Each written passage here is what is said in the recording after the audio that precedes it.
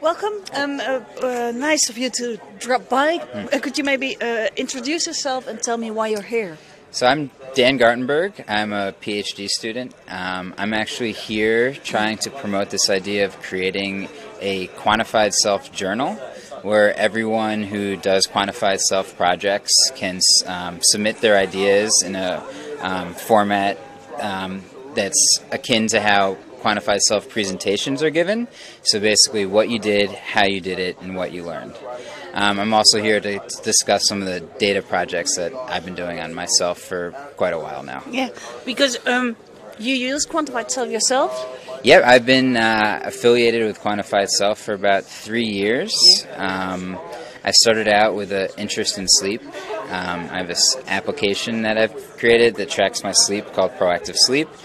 I've used that for a while, and I've kind of... What did it learn you? So the thing about sleep is, once you know what you need, it's kind of done at a certain point. So I figured out that I need 7.5 hours of sleep in order to not be fatigued in the morning. I learned that, you know, the earlier I go to bed, the more sleep I get, which is kind of an intuitive thing. And that I'm actually more productive when I wake up earlier, because the application tracks a lot of things.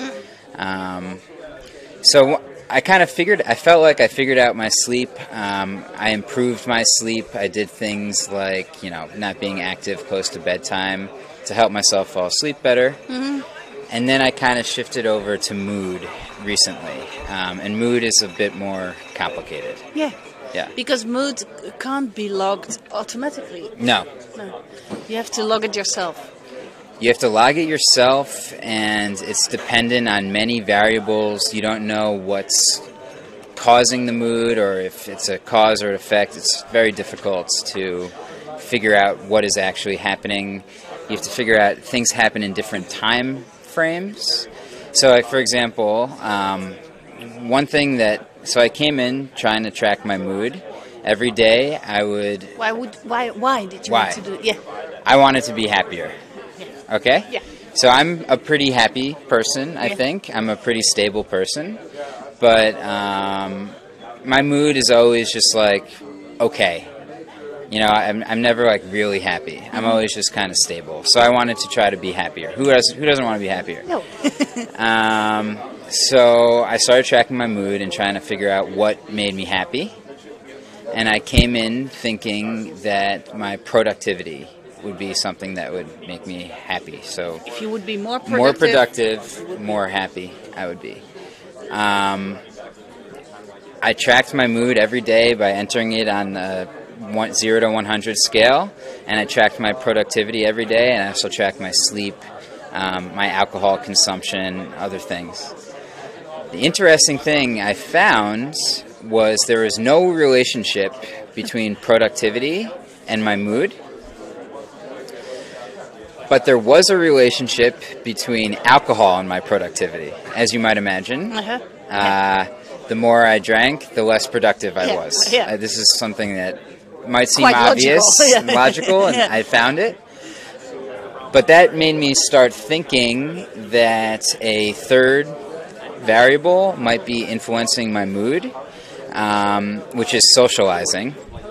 So when I drink, I'm more social. And so maybe socializing and productivity are what are affecting my mood. So I did another tracking experiment where I actually manipulated my positive social interactions by taking little trips, little 2-day vacations every 2 weeks to visit my family and friends in New York City. And so I did that, and I would notice spikes in my mood whenever I did that. You were happier. I was happier. And so you could explain that in a few ways. One way is to say that, and so once I did that, then productivity was related to my mood. So once I was satisfied socially, then productivity started to have an effect. And so this is why mood is so complicated. Yeah. Because there's Maslow's pyramid of needs, basically. Yeah, and I can also imagine that maybe if you would start tracking it, you would learn that, going to bed late, drinking a lot, hanging out in bars would make you really happy. Right. So you should just drink all the time. Well, that could be an outcome, couldn't it? So it's a balancing act, Yeah. you know. So it's you have to moderate all of these factors. You know, there's a time for drinking and socializing, and there's a time for being productive. At one point, I was meeting both of those things. I was being very productive, and I was socializing a lot, and I wasn't sleeping. And so then that variable crept in, and that started affecting my mood too.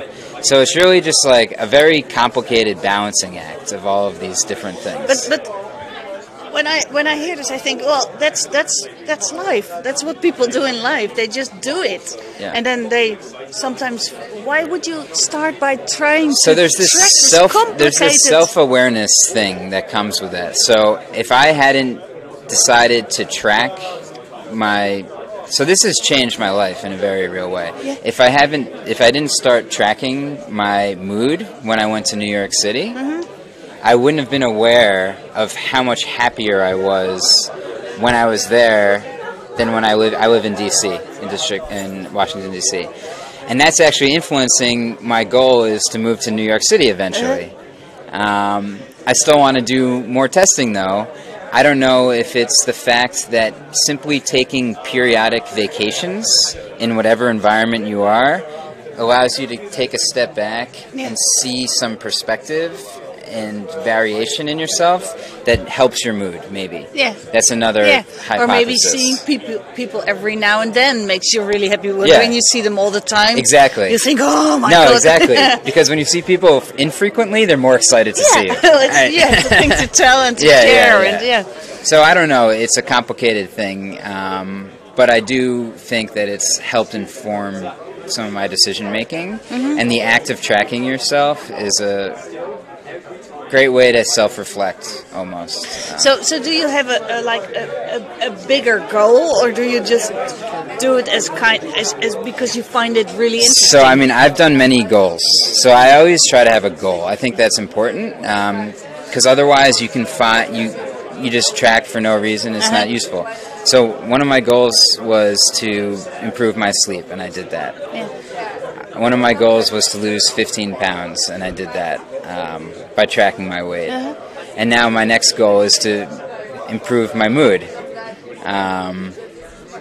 It's more difficult than the other ones. Yeah.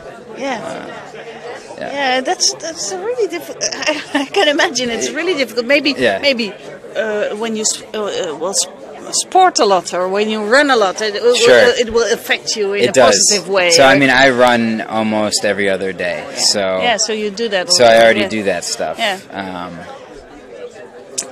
I don't know. I feel like I've never met anyone, or very few people do I meet, and I feel like they have a really happy mood. I don't know. I think it's hard to be one of those people, but I want to try. Maybe it's just not human. Maybe it's not me, or maybe it's not human. Yeah. So on a broader perspective, do you think this tracking is for everyone? Well, actually, I read a very interesting article that said that 75% of people track something. Really? It might not be as formal as what people do here, but I think people are naturally trackers. People are naturally interested in how their habits or behaviors affect them. And it's just a matter of getting these devices to be easier to use, and so that's what a lot of the people here are trying to do. Yeah. So that's the big trend. The usefulness of these machines or tracking devices or things like that. Is that a big trend? So yeah, I mean, trying to make meaning out of the tracking devices is definitely a hurdle. So you can track your steps. So this tracks my steps every day. Why with your arm when you walk? Yeah. When you walk is how it does it basically. I think. I'm not totally sure, but there's an accelerometer in here, and it tells me how many steps I make in the day. It's informative, but there's not much action-oriented behavior based off of that. So one thing I notice is when I go dancing, I move a lot. So maybe I should go to more concerts or something. But yeah, to do something useful with the data is definitely a hurdle and an issue that a lot of people here are dealing with, I think. Yeah. Where are we going, you think, with Quantified Self? The devices are going to be increasingly more embedded in everything that we do. I think that the Google Glass is going to be a big game changer for everyone involved in this. And it's important for people to stay involved because there's definitely some privacy issues that need to be addressed. But potentially it can really improve preventative health and mental health. So I think that it's going to be the next big thing, but we'll see. But the privacy issues have crossed this table a couple of times, and they are there, but they're not really. What do you think? If you think about privacy issues? I mean, you just have to make sure that people are aware or have full control over their data. I mean, you don't want, say, an insurance company to deny people something because they don't exercise enough. Or, they're trying to do that right now. So we'll see. You just have to stay vigilant about it, I suppose. But I think these are problems that can be solved. So, yeah. Yeah? Can they be solved? I hope so. So, you are tracking your mood at the moment. You are in the middle of it. Is there? When do you stop tracking this? So I did this project a couple months ago, and I stopped, and I decided to live my life for a while. I've been in Europe for the past 3 months, so I'm going to start it. So it's okay to stop tracking sometimes and reflect, and I'm going to start again probably when I get back and try to figure So you haven't tracked how you feel over here. Maybe you would. Maybe I should move here. Much happier. Maybe I think you might be right. Actually, it's very much more relaxed atmosphere out here. I love Amsterdam. So yeah. Okay. Well, good luck. Okay. Thanks very much. All right. Thank you.